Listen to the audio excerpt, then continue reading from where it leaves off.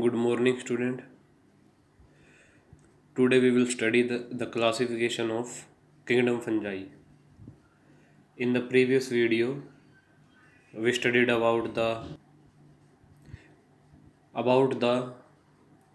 general properties of fungi and reproduction in fungi. And today we will study the classification of kingdom fungi.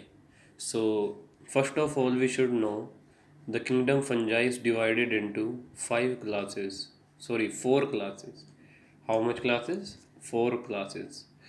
Which are first class is Phycomycetes, second one is Ascomycetes, third is Basidiomycetes, and fourth one in Deuteromycetes.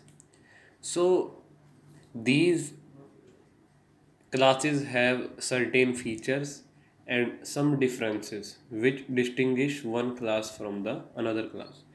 So starting from the first class, which is Phycomycetes. So first property of Phycomycetes is these fungi are obligate parasite on plants. These are obligate parasite on plants. See, parasites are of two type. One is facultative and other one is obligate. Facultative and obligate. Facultative parasite are those parasite which complete their life cycle on two organisms, means they depends upon two organisms. But the obligate parasite are those parasite which depends upon only one organism. They depend upon only one organism. So here we can relate it as obligate parasite on plant, means Phycomycetes fungi live on plant. They are obligate parasite on plant. They did not attack, they did not live on another organism. They had nothing to do with the animals, nothing to do with the bacteria and protista. They are only parasitize on plants. Okay, अब second point क्या कहता है इसमें? Mycelium is septate and coenocytic. Mycelium मैंने बताया था last video, mycelium क्या होता है? Group of hypha. तो माइसीलियम इसका कैसे होता है? ए सेप्टेट. ए सेप्टेट का देखो, सेप्टेट और ए सेप्टेट दो टर्म होती है. सेप्टेट वो टर्म होती है जिसमें पार्टीशन होता है, और ए सेप्टेट वो टर्म होती है जिसमें पार्टीशन नहीं होता. मान लो एक ये ट्यूब है, उसमें काफ़ी सारे चैम्बर बना दिए मैंने, ऐसे पार्टीशन कर दिया, तो इसको मैं क्या बोल दूंगा? मैं सेप्टेट कंडीशन. क्या कर दिया? सेप्टेट. और अगर ये ऐसे ही रहता है कि इसमें कोई भी बाउंड्रीज ना होती है, अंदर कंटिन्यूस है एक ही चीज़, उसको बोलते हैं एसेप्टेट. तो इसका माइसीलियम कैसा है? एसेप्टेट है. और कोइनोसिटिक, कोइनोसिटिक के बारे में मैंने बताया था कि जिसके अंदर क्या है, बहुत सारे न्यूक्लियस होते हैं. ठीक है. उसके बाद एसेक्सुअल रिप्रोडक्शन बाय जू स्पोर्स. एसेक्सुअल रिप्रोडक्शन इसमें किसके द्वारा होती है? जू स्पोर्स के द्वारा. और जू स्पोर्स हमने पढ़े थे कैसे होते स्पोर्स होते हैं? मोटाइल स्पोर्स होते हैं, मतलब एक जगह से दूसरी जगह मूव कर सकते हैं. Sexual reproduction by fusion of gametes. अब सेक्सुअल रिप्रोडक्शन इनमें कैसे होती है? गैमेट्स के जुड़ने से. और फाइकोमाइसिटीज में जो गैमेट्स बनते हैं फंजाई में, वो सेम भी दिखने वाले हो सकते हैं और अलग अलग दिखने वाले भी हो सकते हैं. तो जो सेम दिखने वाले होंगे बिल्कुल उनको बोलते हैं आइसोगैमेट्स, और जो डिफरेंट दिखने वाले होंगे उनको बोलते हैं एनाइसोगैमेट्स. तो गैमेट्स कैन बी आइसोगैमेट्स और एनाइसोगैमेट. आइसोगैमेट मतलब क्या है? जो बिल्कुल सेम होते हैं. एनाइसो मतलब जिनकी मार्फोलॉजी, या कह सकते हैं जिनको देखने में डिफरेंस होता है. एग्जाम्पल आता है इस फंजाई में म्यूकोर और राइजोपस. राइजोपस कौन सी फंजाई होती है?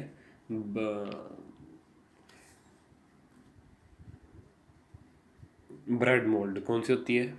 Bread mould. ब्रेड मोल्ड मतलब कि जो ब्रेड को ख़राब करती है. हम देख सकते हैं कुछ दिन बाद अगर कोई ब्रेड रखा रहे, उस ब्रेड के ऊपर छोटे छोटे दाने आ जाते हैं.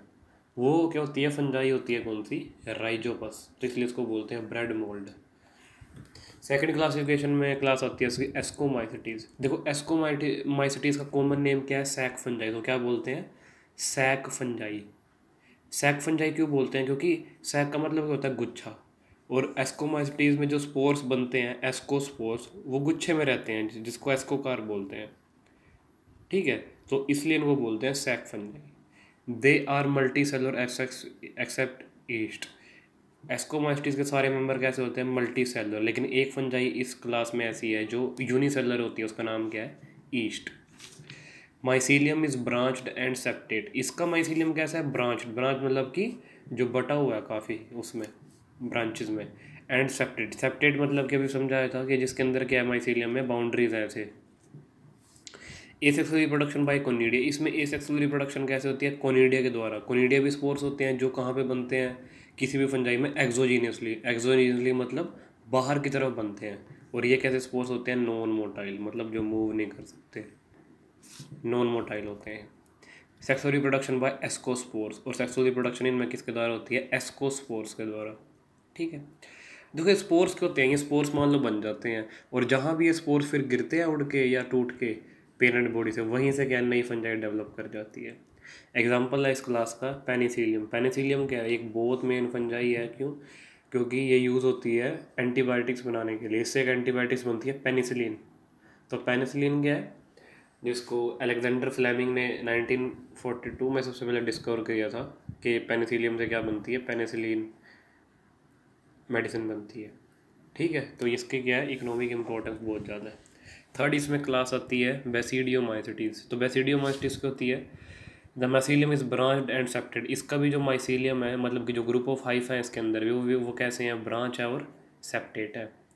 उसके बाद वेजिटेटिव रिप्रोडक्शन बाय फ्रेगमेंटेशन। इसमें अंदर वेजिटेटिव रिप्रोडक्शन कैसे होती है, फ्रेगमेंटेशन से। पढ़ा होगा आपने, वेजिटेटिव रिप्रोडक्शन कौन सी होती है, ऐसी रिप्रोडक्शन जिसमें बिना गैमेट्स के, बिना सीड के प्लांट ग्रो कर सकता है। इसमें हम किसी भी प्लांट का या पार्ट का, उसका स्टेम, लीफ, रूट कुछ भी लेके नया प्लांट बनवा सकते हैं। ठीक है, तो वेजिटेटिव प्रोडक्शन बेसिडियोमाइसिटीज में किससे होती है, फ्रेगमेंटेशन से। फ्रेगमेंटेशन क्या होती है, पता होगा आपको, कि जिसमें एक पेरेंट बॉडी होती है वो टुकड़ों में टूट जाती है, फ्रेगमेंट्स में टूट जाती है, और हर फ्रेगमेंट से नया ऑर्गेनिज्म बन जाता है। मान लो मैंने 1 2 3 4 टुकड़ों में इसको 4 फ्रेगमेंट्स में बांटा है, तो चारों से क्या नया नया ऑर्गेनिज्म बन जाएगा। तो एक से कितने बन जाएंगे, 4 बन जाएंगे। तो बेसिडियोमाइसिटीज जो फंजाई है वो वेजिटेटिव रिप्रोडक्शन कैसे करती है, फ्रेगमेंटेशन मेथड से। और इसमें जो सेक्सुअल रिप्रोडक्शन वो कैसे होती है, देखो सबसे पहले क्या है, दो फंजाई का प्रोटोप्लाज्म आपस में फ्यूज़ करता है। ये क्या था, प्लाज्मोगैमी, पढ़ा था हमने। प्लाज्मोगैमी होने के बाद क्या बन जाता है, फंजाई।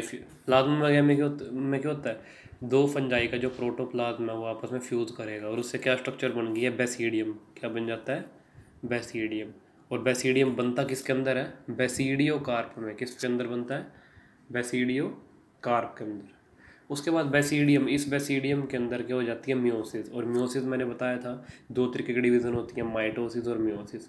मियोसिस में कितने बनते हैं, एक सेल से 4 सेल बनते हैं, और माइटोसिस में 2 सेल बनते हैं डिवीज़न होने के बाद। तो मियोसिस यहाँ हुई है, तो इससे कितने स्पोर बन जाएंगे, 4 बेसिडियोस्पोर्स बन जाएंगे। क्या बन जाएंगे, 4 बेसिडियोस्पोर्स। अब ये क्या है, सेक्सुअल स्पोर्स होते हैं, और जहाँ ये जाके गिरेंगे वहीं से क्या है, नया बेसिडियोमाइसिटीज फंजाई ग्रो कर जाएगी। तो हुआ क्या इसके अंदर, दोबारा देखते हैं। सबसे पहले दो जो फंजाई है उनका प्रोटोप्लाज्म फ्यूज हुआ, और क्या स्ट्रक्चर बन गई है, बेसिडियम। और बेसिडियम के अंदर आगे मियोसिस होगी, तो कितने बन जाएंगे, 4 बेसिडियोस्पोर्स बन जाएंगे। एग्जाम्पल क्या आ जाएगा इसका, एगेरिकस। एगेरिकस क्या होता है, मशरूम। तो जो मशरूम हम खाते हैं वो मशरूम क्या होती है, बेसिडियोमाइसिटीज फंजाई होती है वो। ठीक है, उसके बाद आता है लास्ट इसमें ग्रुप, लास्ट क्लास क्या आती है, ड्यूटेरोमाइसिटीज। DEUTEROMYCETES, deuteromycetes. देखो ड्यूटेरोमाइसिटीज क्या है, एक इम्परफेक्ट फंजाई है। कैसी है, it is also known as imperfect fungi. इसको इम्परफेक्ट बोलते हैं, मतलब परफेक्ट नहीं है। क्यों परफेक्ट नहीं है, क्योंकि इसके अंदर सेक्सुअल रिप्रोडक्शन अब्सेंट है। अब्सेंट है या नहीं है इसका पता नहीं लग पाया है। हम क्या बोलेंगे, it is known as imperfect fungi because the sexual reproduction is not known. इसके अंदर में सेक्सुअल रिप्रोडक्शन का अब तक नहीं पता लग पाया है कि होती है या नहीं होती है। ठीक है, तो इसके अंदर सिर्फ ए सेक्सुअल रिप्रोडक्शन होती है। ठीक है, सेक्सुअल रिप्रोडक्शन इसका पता नहीं लग पाया है। बस यही इसकी खास बात है इस फंजाई की। जिस दिन हमें पता लग जाएगा कि इससे क्या होती है, इसमें क्या होती है, सेक्सुअल रिप्रोडक्शन होती है, उस दिन क्या है, हम इसको बाकी के 3 क्लास में किसी में भी डाल देंगे। क्यों डाल देंगे, क्योंकि इसको अलग करने का क्लास का मतलब ही सिर्फ इतना है कि इसके अंदर क्या है, सेक्सुअल रिप्रोडक्शन अब्सेंट है। ठीक है, जिस दिन हमें पता लग जाएगा तो इसको कोई वजूद ही नहीं रहेगा इसको अलग से क्लासीफाई करने के लिए इन मेंबर्स को, तो इनको भी इन 3 ही क्लासेस में रख देंगे। अब तक तो 4 ही हैं, लेकिन जिस दिन ये पता लग गया कि सेक्सुअल रिप्रोडक्शन इसमें हो सकती है, उसी दिन क्या है, इसको ऊपर की जो 3 क्लासेस हमने पढ़ी हैं उसके अंदर इसमें डाल देंगे। क्योंकि इसके फीचर्स क्या हैं, बाकी सारे उनसे मिलते जुलते हैं, सारे मिल रहे हैं, सिर्फ एक ही डिफरेंस है सेक्सुअल रिप्रोडक्शन का। जिस दिन इसमें मिल जाएगी उस दिन इसको उसमें डाल देंगे। ठीक है, तो माइसीलियम इसका भी सेप्टेट और ब्रांच्ड है। और ये किस में मदद करते हैं, help in nutrient cycling, nutrients की इन्वायरमेंट में साइकिल कराने के लिए, मतलब बायोजियोकेमिकल का साइकिलिंग। मान लो ये जो carbon cycle, nitrogen cycle, phosphorus cycle, ये साइकिलिंग जो चलती है न्यूट्रिएंट्स की, उसको कराने में ये फंजाई मदद करती है ड्यूटेरोमास्टिस के मेंबर। एग्जांपल क्या आ जाएगा इसका, कोलेटोट्राइकम। कोलेटोट्राइकम क्या करता है, कोलेटोट्राइकम एक वो फंजाई होती है जो गन्ने को ख़राब करती है। आपने देखा होगा कि जो गन्ना होता है शुगर केन, वो बीच में से रेड रेड हो जाता है, दूर से ऊपर से लेके नीचे, तो वो रेड रेड सा क्यों होता है, वो फंजाई होती है, किसके कारण होता है, वो कोलेटोट्राइकम फंजाई के कारण। ठीक है, अगर किसी गन्ने को आप फाड़ोगे बीच में से, उसमें अगर रेड रेड निकलता है वो फंजाई है, कौन सी, कोलेटोट्राइकम। सो आज हमने पढ़ी है क्लासिफिकेशन किंगडम फंजाई की। ठीक है, सो थैंक यू।